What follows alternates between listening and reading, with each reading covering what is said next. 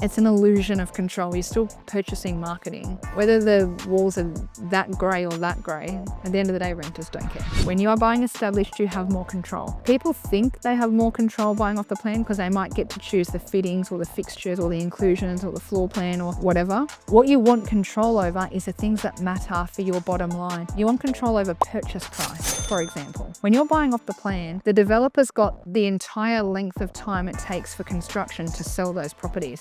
He's not desperate. He's not desperate for your sale. He'll stick firm to his price and go, well, this is the price of lot 1, this is the price of lot 2, and you're just buying off a catalogue. There's no negotiation. If you want control over price, you buy established and you adapt your negotiation strategies to that vendor and their situation through their real estate agent or through your buyer's agent if you want to be represented as well. If you want control over price and negotiations, off the plan won't offer you that, established will.